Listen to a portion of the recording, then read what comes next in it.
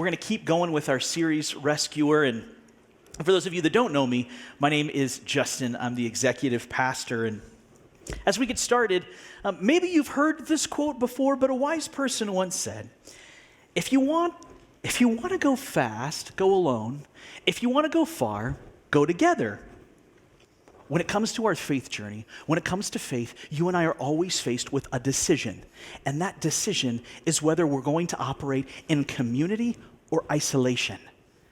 The choice is yours. It's on the table. And the choice for a lot of us is community or isolation. And I'll just say this.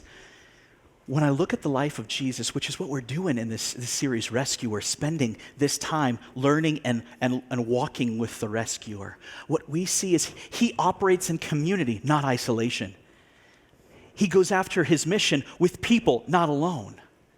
That I find really encouraging and impressive. I find it impressive because there's probably nobody more qualified than Jesus to go it alone. And while that may be true of Jesus, that's what's so shocking. He was so different. He was different. He spent his time forming a community, even though his mission was so important, right? He was about seeking and saving the lost, even though it was going to be harder. And even though it's that community that would cost him everything. Even though that community would cost him everything. Because one of the guys he brings into his community is a guy named Judas. And Judas is the one who would betray him into the hands of the Roman authorities for 30 pieces of silver. And before Jesus ever called Judas to be part of that community, he knew that was going to happen. And so when you lay all that out and realize that Jesus didn't operate in isolation, but in community, it begs the question, given the importance, given how hard that would be, and how time-consuming that would be, and how much it would cost, why would you seek to develop and form a community like that? How did Jesus form his community? That's where our story starts, and that's where I want to dive in. This is what he says. Come and see. Come and see. Come and see. These are guys that are going to be the first followers, the apostles in the making. And the invitation wasn't one to follow him yet. It was to come and see. It was an invitation to see who he was. Check this out. Learn more about my character. He invites them in. Gather information. Ask some questions. I love that. That's where this starts. There isn't an invitation to follow yet. We're talking Andrew, Peter, James, and John, and it's all this come and see. Come and see. That is the first stage of invitation. Just what I see in this story when Jesus goes about forming that community, this is what we see. It's this come and see. If at some point along the journey or in being invited in, you felt that it had to be blind faith and you got to be all in, without any questions answered, that's not how Jesus operates. That's not how he invites people in. And come and see may be your next step. That's where it starts. And it did for those men that day. And it's not until a little bit later that there's another call to community. It's not until a little bit later that Jesus invites them in to his mission. We're going to be looking at the way Luke recorded the events of that day when Jesus invites them in to a bigger part of the mission. And it says this, when he had finished speaking, he said to Simon Peter, "Put out into deep water and let down the nets for a catch." And this is how Simon Peter answered, "Master, we've worked hard all night and haven't caught anything. But because you say so, I will let down the nets." Jesus is going after that thing. What he's asking Peter for is a baby step. He's saying, you think you're the expert here. Will you trust me with this? You think you're the expert. This is an area of your strength. This is an area of your knowledge. You're good here, Peter. But I'm saying, will you trust me with this thing that you think you're the only one that matters? When you think you don't need anything in this area, will you trust me with it? It's a baby step Jesus is asking for. And I just invite you to think about, what baby steps have you maybe heard God calling you to take? What are those just little areas of trust where he's invited you to come and see, and maybe this is a trust him with this. This is the second stage of invitation. Trust me. Will you trust me, Peter, in the area that you think you're an expert in?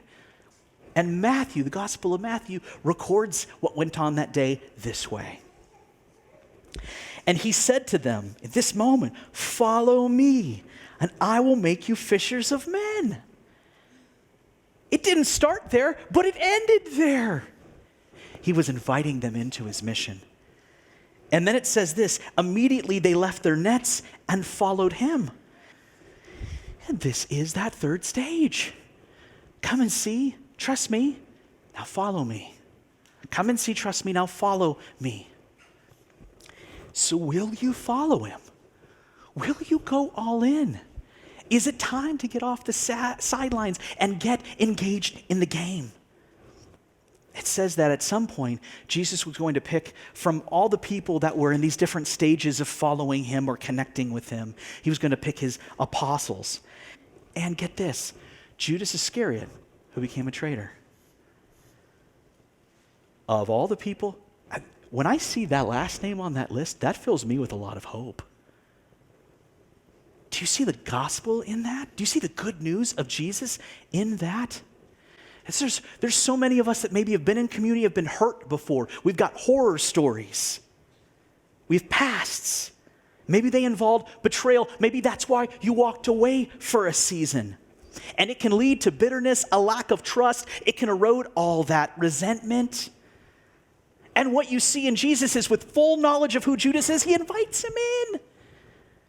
I'm just saying, when you and I are transformed by the love of Jesus, we don't have to be bitter at the way community has hurt us in the past. We can be like Jesus. Because I see Jesus love Judas so much, because he brought him in as a traitor even though he full well knew it. He treated him just like everybody else. He loved him, grace upon grace upon grace upon grace. And when, at the end, when Judas chose to reject that relationship and sold Jesus out for 30 pieces of silver, that was his choice.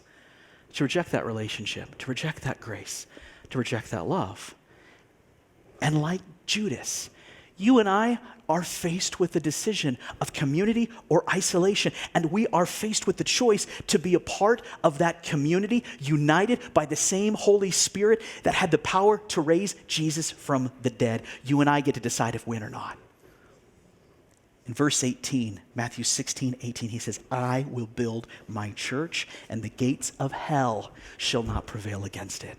I will build my church. The church is a body of people. It is people. It is called out ones for the mission of Christ. And we've been called out.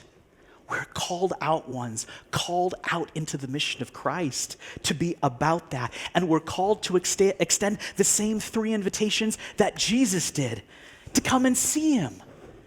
We invite people to trust him. We invite others and each other to trust him in this area and in that area. And we invite people to follow him.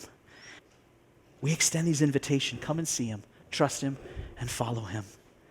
And we're faced with the same temptation that Judas was. We're faced with the same temptation of whether we'll be about attempting his mission and his movement in community and isolation, and the choice is yours. But let me say, we were never meant for this faith journey alone. The church is not about being alone. It's not about lone wolfing it. So I just want to invite you to say yes, to step into community, to follow him and join the community in accomplishing his mission. To follow him and join the community in accomplishing his mission. Let's pray.